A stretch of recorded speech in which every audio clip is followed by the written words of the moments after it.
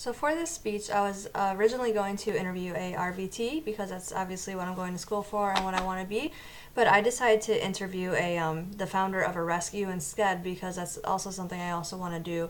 I want to open my own rescue someday. So I interviewed Adrian Schultz, who is the founder of Motley Crue, and they are located in Berea, Ohio. They do most of their work. They pull most of them from death row, and to get them in the foster homes and boarding as soon as possible, take care of their medical needs and everything, and then adopt them out. They do mostly bully breeds, but they do rescue everybody they possibly can, but they do have that focus on bully breeds. So the first question I asked her is what made her start her own rescue. She said that she's always had a passion for helping animals in need. She's been a veterinary assistant for 8 years, and that kind of helped her get into it a little bit more. She also owns her own pit bulls, so she's always been trying to raise positive pit bull awareness, and she thought that by doing a rescue she could help that out a lot more, especially by rescuing bullying breeds. She was always volunteering often, and with all her time that she thought she could spend volunteering, she also had a lot of resources to do her own rescue, so she thought she would start that. The next question I asked her is what her typical day like is in the rescue with her and the volunteers and everything. She said a lot of what they do is networking, going to the Cleveland Animal Control or the Cuyahoga County Shelter, I believe. I couldn't remember exactly which one she said, and they see what dogs they could pull. Like I said, they mostly do death row dogs, so she was pulling a lot of dogs from death row, seeing who's on there, and networking them so she can get other rescues to pull the ones that she cannot. They do a lot of fundraising, and most of what they raise is through like pet stores. They go to pet stores and everything and raise money there. They'll set up like stands for it. They do a lot of auctions online and also auctions in stores and things like that. She also has to find boarding for her animals too because she doesn't have a location. So her and the rest of the volunteers will start by going through and looking, see how much they could have for boarding and who will be willing to board, take care of medical needs, things like that.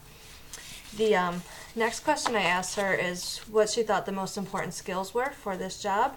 She said above all resourcefulness, have an ability to reach out to people either online or in person, being able to raise awareness and really being motivated to do that.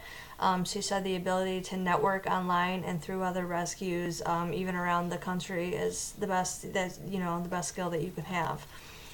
The next question I asked her is who is best suited for this job, like what kind of person is best suited for this job. She said people with a passion for helping others, human and animal alike, above anybody else. Somebody who is very determined and goal-oriented, and somebody who is willing to disregard their own feelings to put the animals and other people, like the volunteers, above themselves.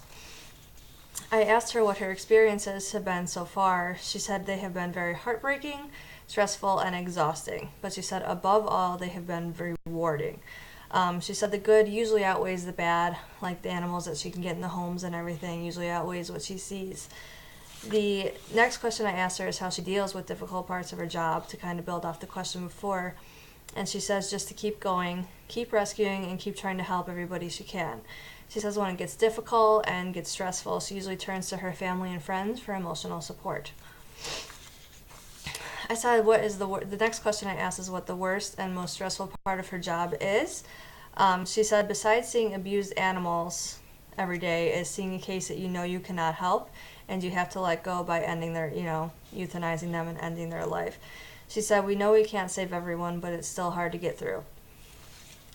The next question I asked is anything you wish you knew before you began opening a rescue, and she said not quite. She said experience and knowledge kind of comes with the job.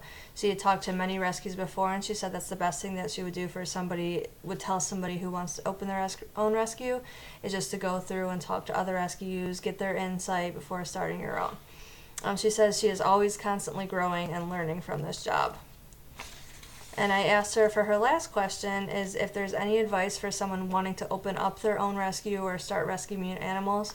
She said volunteer, volunteer, volunteer.